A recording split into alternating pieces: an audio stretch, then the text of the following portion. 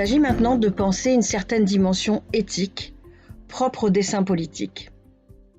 Non simplement comme la mise en œuvre d'une morale sociale, mais véritablement une éthique construite dans le sens, par exemple, des écrits de Robert Musil, à partir de la réalisation authentique de soi dans une ontologie.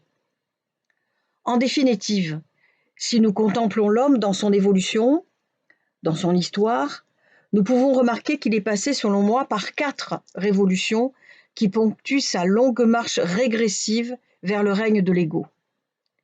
La présence primitive, l'étape subjective, la révolution de l'altérité et la mutation inauthentique relative à la puissance de la technique.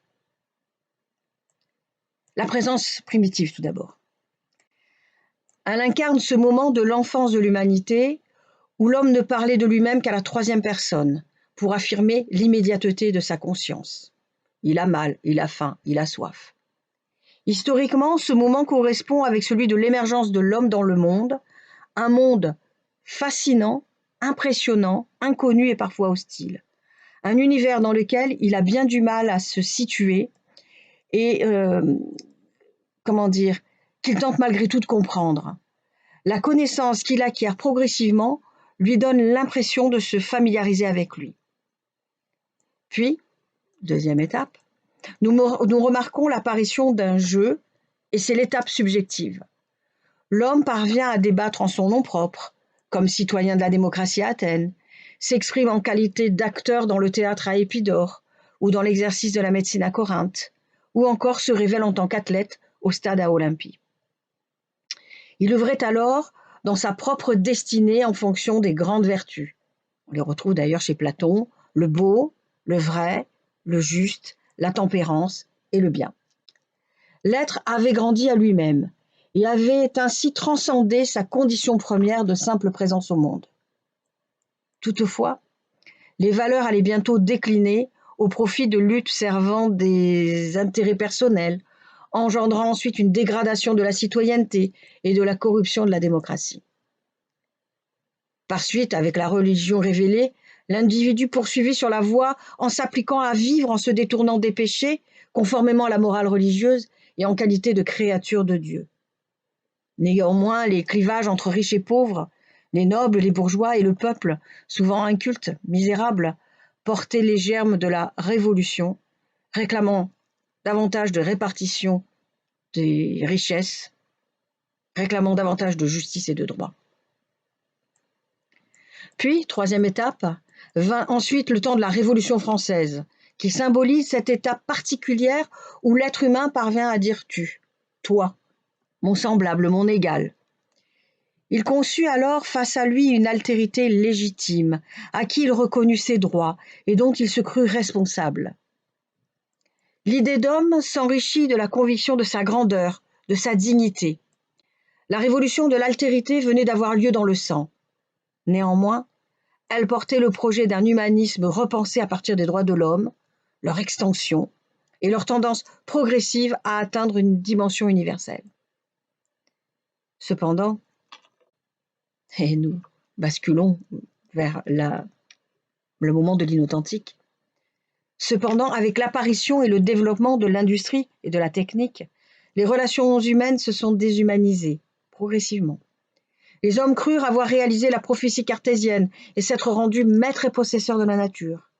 Ou comme l'explique plus précisément Henry Adams, les bombes sont de vigoureuses éducatrices, et même la télégraphie sans fil ou l'aviation pourrait exiger la reconstruction de la société. L'Américain nouveau, l'enfant de l'incalculable, de la puissance électrique et de l'énergie radioactive, devait être une sorte de Dieu comparé à toutes les créatures antérieures de la nature. Comme le précise Heidegger dans sa conférence intitulée « La question de la technique », l'essence de la technique n'est rien de technique.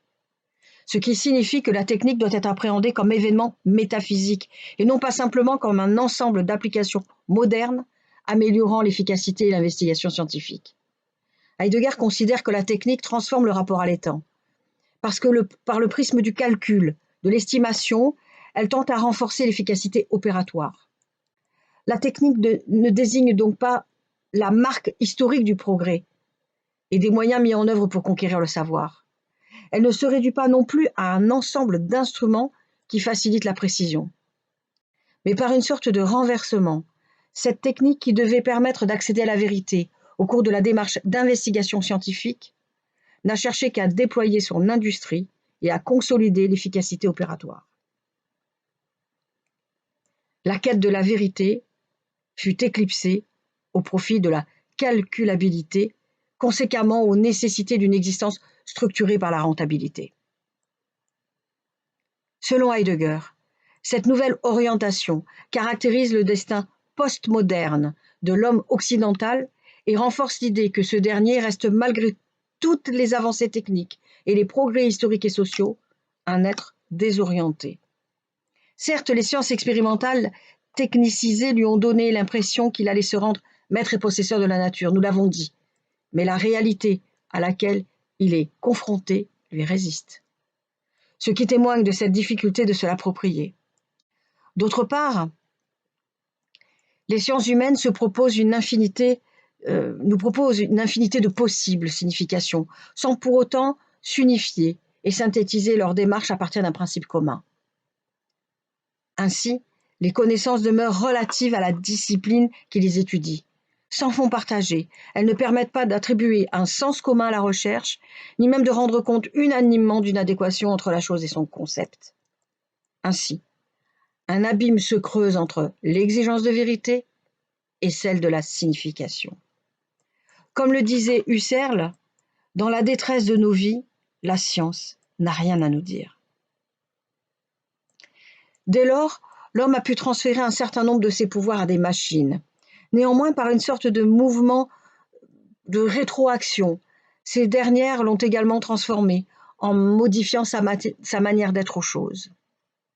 L'homme est devenu tributaire des machines et s'est vu quelque part aliéné.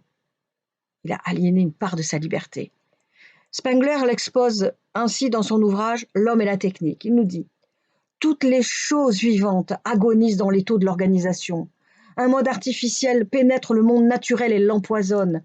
La civilisation elle-même devenue une machine faisant ou essayant de tout faire mécaniquement. Nous ne pouvons plus penser qu'au terme des chevaux-vapeurs. Nous ne pouvons regarder une cascade sans la transformer mentalement en énergie électrique. » La technique, puis l'industrialisation, force de rendement et de potentiel financier, ont conforté l'homme dans sa quête de pouvoir politique et économique. À cela s'est ajouté un esprit de consommation à outrance qui a considérablement modifié le rapport aux êtres, aux choses et au temps. Chacun s'est cloîtré dans un individualisme exacerbé, renforcé par le sentiment d'appartenir à une classe sociale et de se perdre en elle. Il s'avère qu'à ce niveau, nous assistons à la révolution du « on ».